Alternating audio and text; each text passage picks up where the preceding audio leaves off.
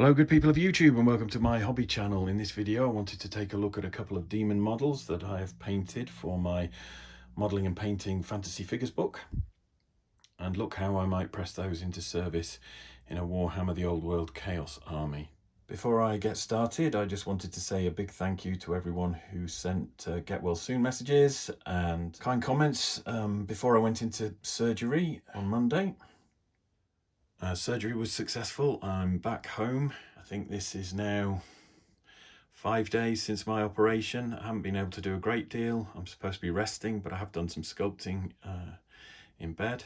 And I just wanted to do another short YouTube video as I try and ease back into a normal life. Right, if we start with this fellow, this was a Demon Lord of Krull, I think, a resin miniature from Mias Miniatures, and this was actually an eBay rescue. I purchased this just before I started writing my fantasy figures book, and basically had already done the new paint job and tarted up the model by the time I came to writing the book.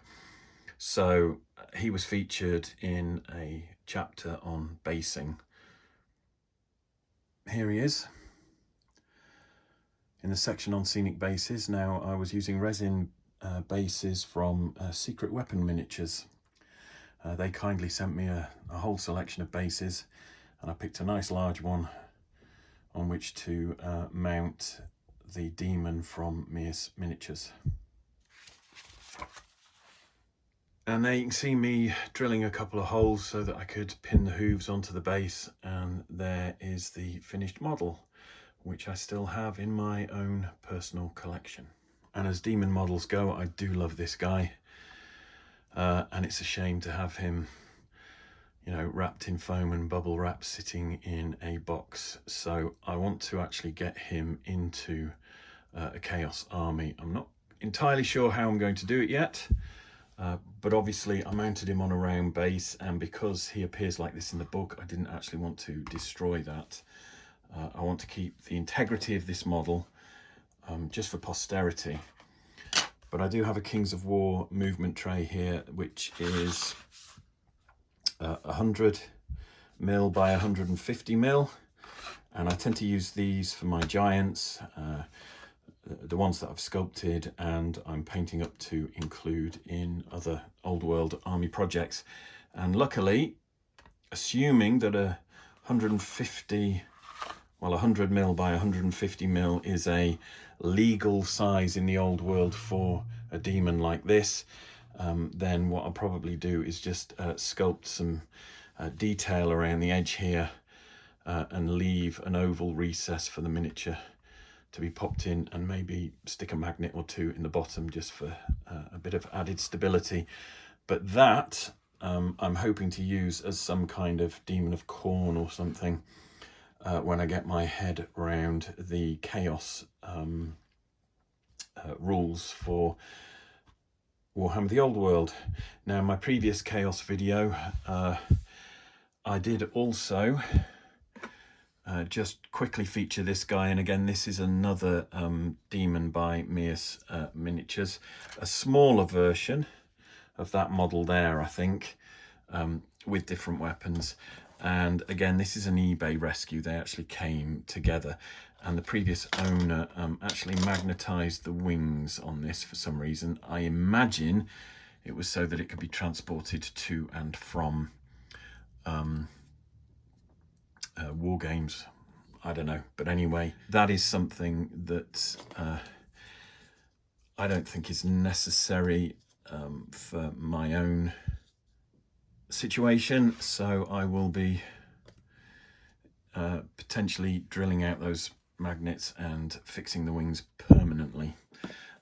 Obviously this one needs a decent paint job doing that will bring it in line with the type of demons that we find in Warhammer The Old World, but I do think that is a lovely model, and so I will be painting that as part of a forthcoming Chaos video, and also creating a base for this Demon of Krull, or Demon Lord of Krull, whatever, which is possibly one of my favourite demon models. So that's that one. And again, whilst writing my painting and modelling fantasy figures book, I was lucky enough to get a resin demon from Creature Caster. They sent me this beautiful demon here, which I was able to use in a painting tutorial for the book. The detail on this is just phenomenal. A really awesome, lovely muscle structure, all these teeth and bits of bone kind of jutting out. It really was a fantastic demon to paint, and I left the arms and the horns off so that I could photograph it for my modelling book with the different choices. Now, I haven't magnetized these yet, they just rely on gravity, but obviously if I'm going to be gaming with this model, which is quite unstable on this painting desk because it's not level, then I need to either make some choices and commit. I'm just trying to pop that horn in there so that you can get an idea, or I need to magnetize them. So the demon from Creature Caster did make an appearance in several places throughout the book. Here in a chapter where I'm talking about cleaning up and assembling models, there's a picture there of me sticking the wing on, and again you can see the model there more or less fully assembled, just with the optional parts left separate.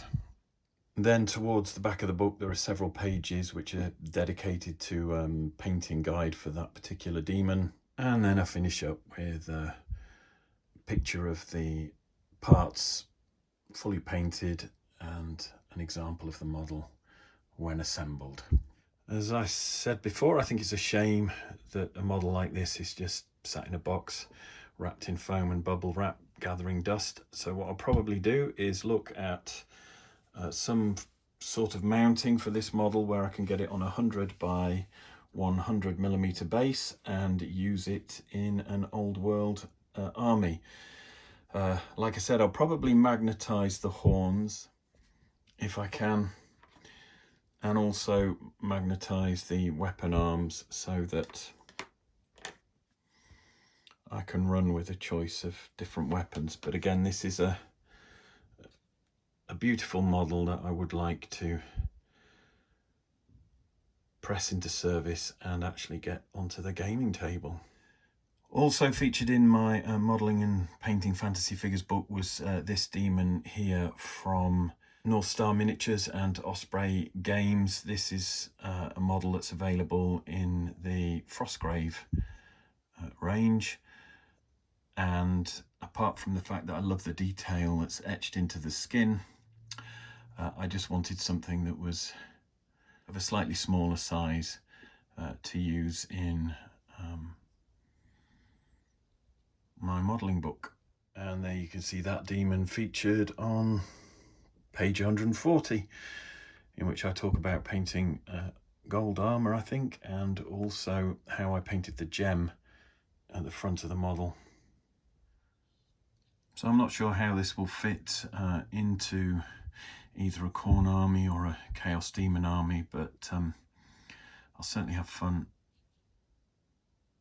finding out. And then finally, there's just a couple of other things to look at. This is a Ralpatha. I don't know if it's a demon or an imp, but it's quite a small miniature. Certainly shorter than a 28mm human. And I think this was probably made in 1990. So that looks like TSR stamped on there. So it would have been for Dungeons and Dragons.